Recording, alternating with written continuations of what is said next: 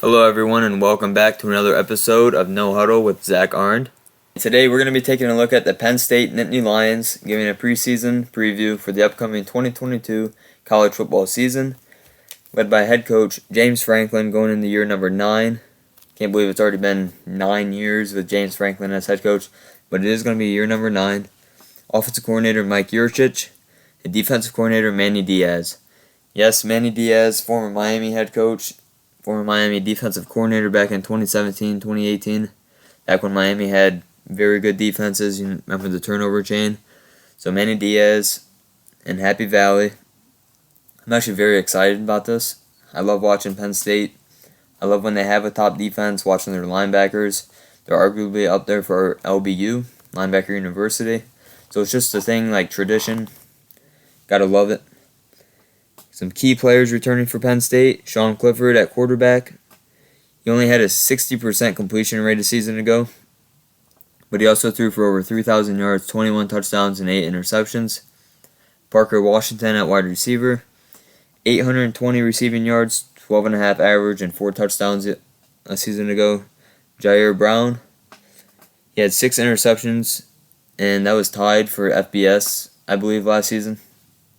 Some key losses. They lost all Big Ten receiver Jahan Dotson, 91 catches, 1,100 yards, and 12 receiving touchdowns last year. Jaquan Brisker, one of the best safeties in the nation, 2 interceptions, 5 pass breakups, 64 tackles. Brisker was a guy last year, like when you turn on the TV, you just saw number 1 running around the field.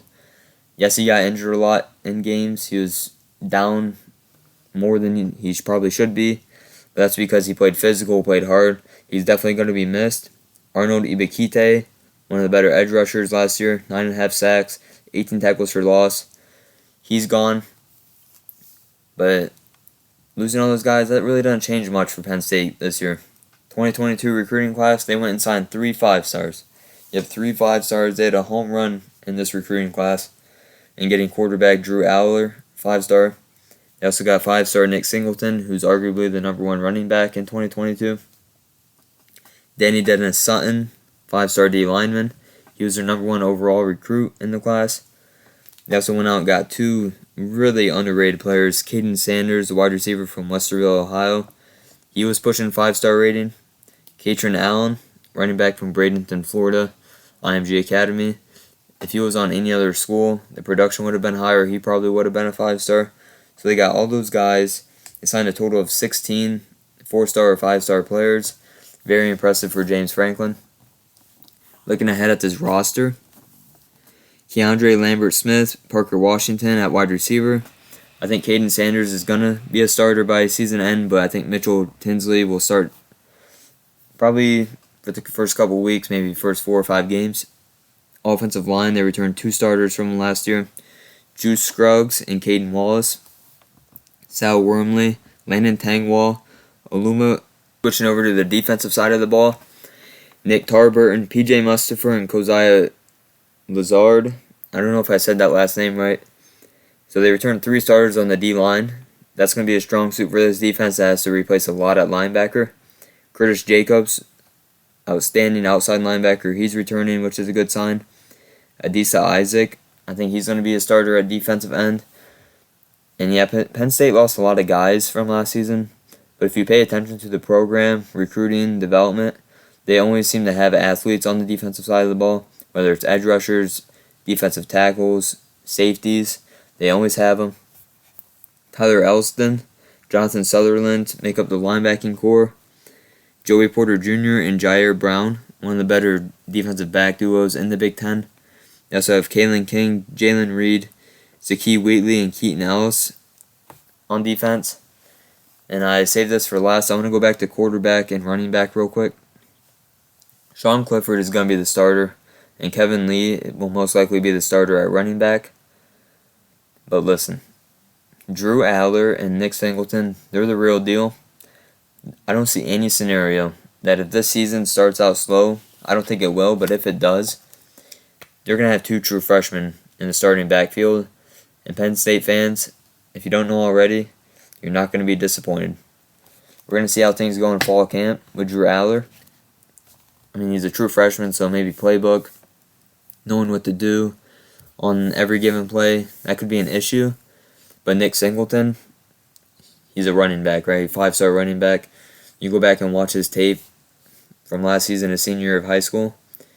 He looked like a 5-star number 1 overall running back. He looked like he could have played in college the last 2 seasons. So I expect to see a lot of him this year. A lot like we saw Travion Henderson and Braylon Allen last year as true freshmen on Wisconsin and Ohio State. So keep an eye on those two on offense. Looking at some team rankings. Offensive efficiency, they rank 96th. Defensive efficiency, 28th. They rank 4th in defense when teams got in the red zone. That's what you expect from Penn State, right? Tough defense. Usually stopping the run. Linebackers last year were flying all over the field. And that led to a +6 turnover margin as well, which was good for 31st in the nation. Last year they only averaged 25 points per game, which was 90th. And another thing, this team could not run the ball. They have not been able to run the football the last couple years. You think of Penn State, Saquon Barkley, Miles Sanders, running the football, bread and butter. But ever since those two guys left, they've struggled to run the football. That's why I said Nick Singleton. I mean, you don't have to block for him. He's going to be able to break contact on the first tackle attempt. I mean, a couple broken tackles, 1 step, 1 cut. He has the explosiveness to take it to the house. So I expect that ranking of 118th in rushing yards per game to take a huge jump this year.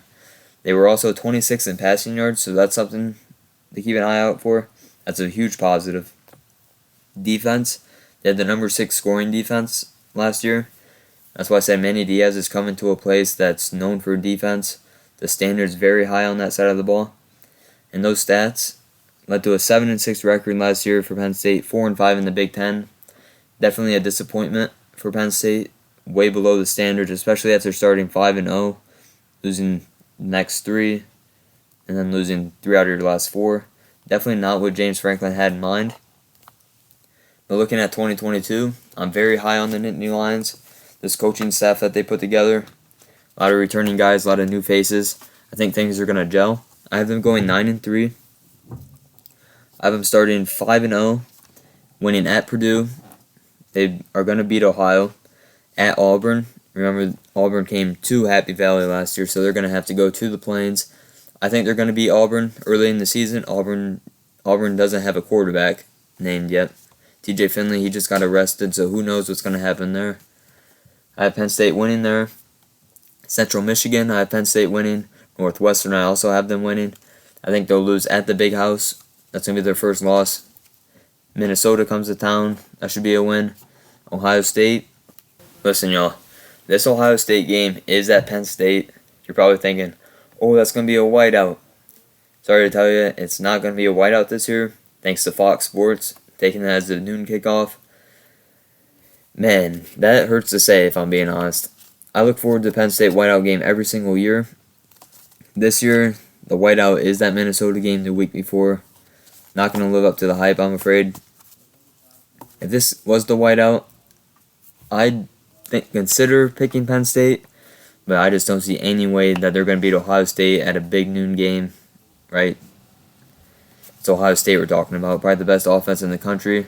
That's why I said if it was a night game, that crowd, all it takes, one big play for Penn State, that crowd's going crazy, this defense, it'd give them a better chance. But it's at noon, and that does play a big factor, so I'm going to go with the Buckeyes there. At Indiana, I think that's a win. Maryland, I think Penn State wins there. At Rutgers, also a win. And even after those 3 straight wins, I think Michigan State's going to get Penn State last game of the season. I think Michigan State, I think they're going to have a little drop-off from last year. Last year was a big year, big surprise. But I think Mel Tucker's going to get the best of James Franklin this time. Last year, Michigan State beat him by 3. I think Michigan State will get him again this year. It could be by 3 again. I think it's going to be very competitive. So in James Franklin's 9th season, I have Penn State going 9-3 with a ceiling of 10-2 and a floor of 8-4. So we'll just have to see how this goes. And remember, keep an eye out for Drew Aller and Nick Singleton this upcoming season for the Nittany Lions. That's going to do it for today's video, guys. Make sure to leave a like, subscribe to the channel, and I hope you all have a great day. I'll catch you in the next one.